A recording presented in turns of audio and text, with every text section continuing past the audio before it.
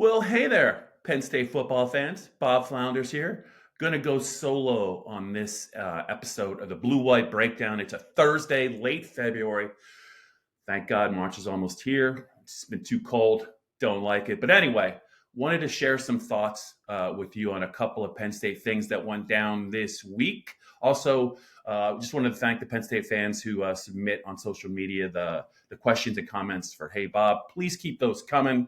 Going to get to a lot of them. Looking forward to the spring. I have some ideas, some thoughts about that. It's coming fast, right, Penn State fans? But a couple of things that are on my mind here in late February. Let's just start with the transfer portal and Smith Vilbert, right? The seventh-year defensive end. I think there's a lot of Penn State fans that are really curious and confused about his decision to go into the transfer portal. I'm confused.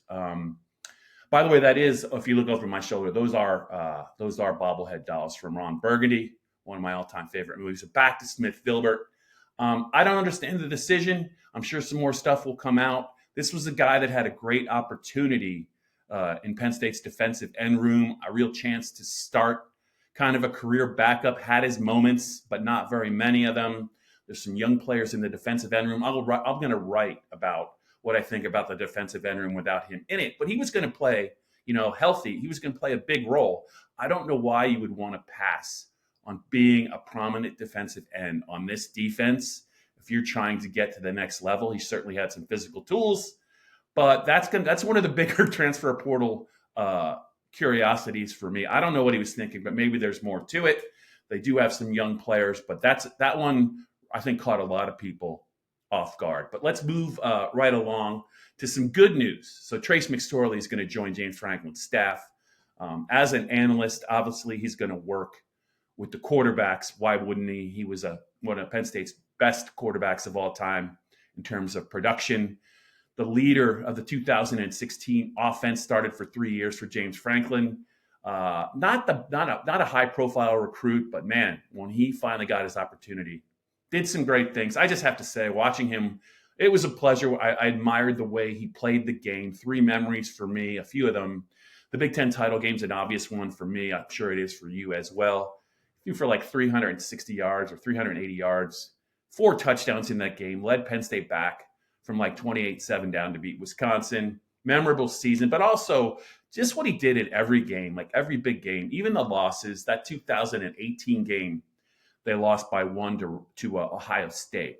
At Beaver Stadium, they had a big lead, couldn't hold it. It wasn't Trace's fault. I think he ran for like 175 yards on 25 carries, had over 460 yards of offense, did what he could, but they just couldn't do it. But it wasn't his fault. And finally, his last game, another loss, the Citrus Bowl. But I'll just remember he played hurt there in the second half, hurt his foot, might have broke his foot, almost led him all the way back. There was no keeping him out of that game. And he just always kind of laid it on the line for Penn State. I think he's a good sounding board for James Franklin, for Andy Kotelnicki, for Danny O'Brien. And I think he can help the quarterback room, not just Drew Aller, but Ethan Gruckmeyer. Curious to see how his career at Penn State post-playing unfolds. And let's just move. I talked about Smith Vilbert, transfer portal, Trace McSorley. I want to just get real quick to the combine. Abdul Carter, what a player at Penn State, left after 3 years, edge rusher extraordinaire in his only year as an edge rusher at Penn State. And, he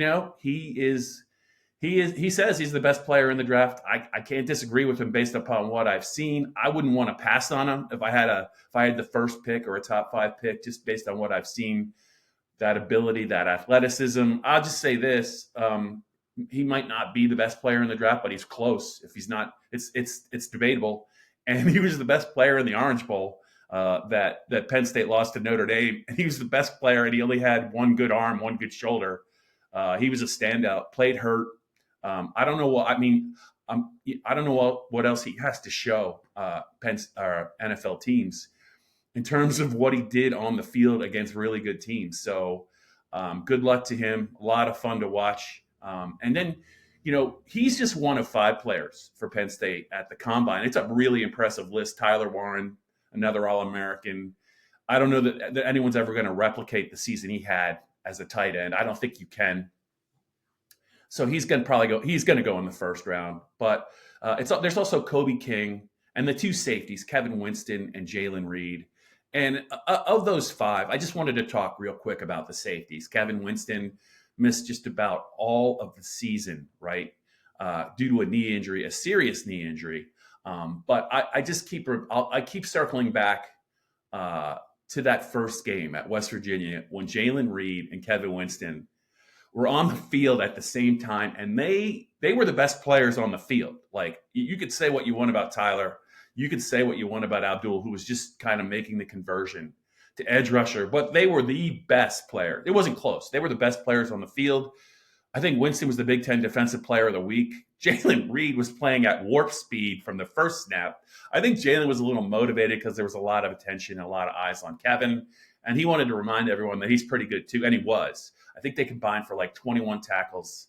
They just played at a different speed. James Franklin sought Jaylen Reed out after the game and said, you were playing faster than just about anyone else on the field. And there were a lot of fast players on the field. But Winston and Reed together, I always wonder if Winston stayed healthy, like how good would that defense have been with those two and Zakee Wheatley as the third safety? I mean, how good would that defense have been?